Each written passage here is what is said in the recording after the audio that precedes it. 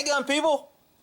Man, I'm out here in the sun, so I can't see the screen, but noticed a pretty big change. It was moist and misty out here, and man, these nails took a beating.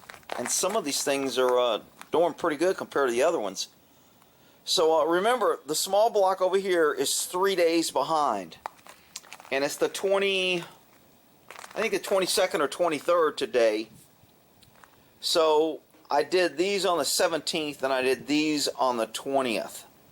So these are 3 days behind, and they've already gotten rust.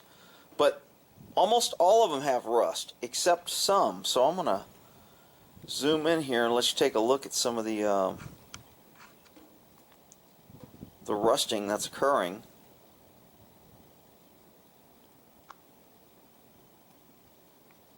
And for some reason it doesn't seem like it's focusing real well. Let me try to raise this up and see if I come down on it, if it focuses more.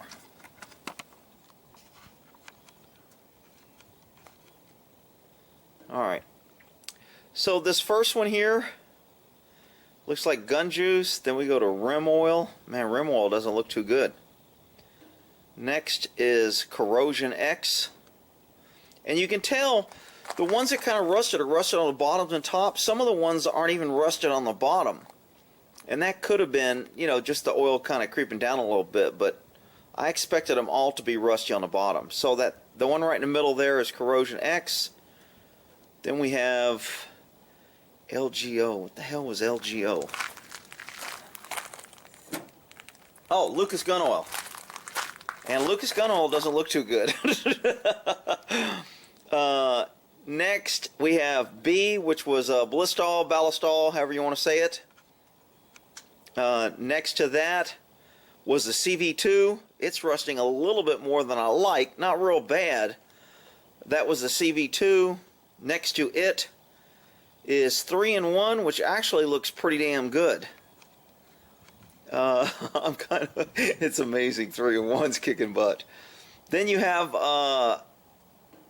Amsoil or AMS oil, whatever, however you want to say that.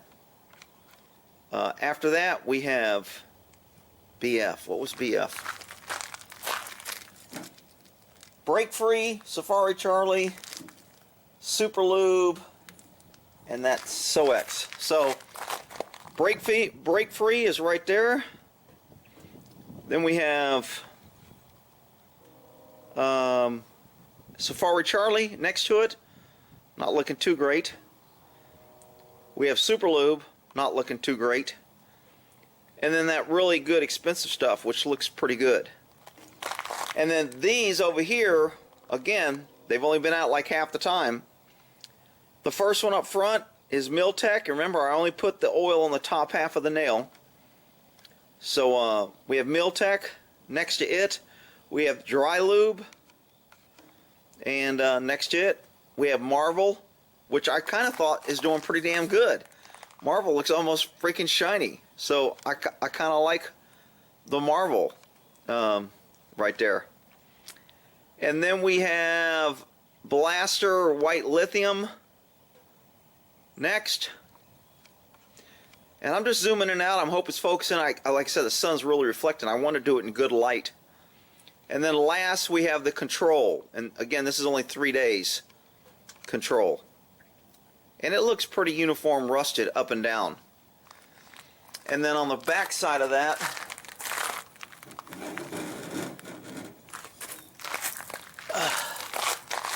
the first one, Mobile 1, looks pretty damn good. Next to it, WD-40. Man, I hate to say it, but it doesn't look that bad. I still think it leaves a film on guns, but it looks like it's pretty good protection so far. Next to it, we have Blaster penetrating treatment. That looks pretty good. And again, now these look better because they've only been out 3 days. Next to that, we have Strike Hold, which looks pretty damn good. And then last, we have that TW25 White Lube, which looks pretty good. So that's an update on the rust factors. Hell, I don't know, man. This is interesting. I might have to redo the winters and do like 3 nails and make sure I clean them all before I do it. But just looking at them, there's some clear standouts on this one, and it's only been a few days. This one's only been 3 days, and there's some pretty good standouts. So interesting little test here. Now, obviously, if I'd have cleaned them all, we'd have a more standardized test. I just pulled them out of the box. I had my finger oils on them, and they all weren't cleaned. But since they were all out of the same box, I thought it was pretty good. Also, I didn't put a control on the first one, but again, I think all the bottoms pretty much are showing rust. I don't think there's one nail that is not showing rust at the bottom.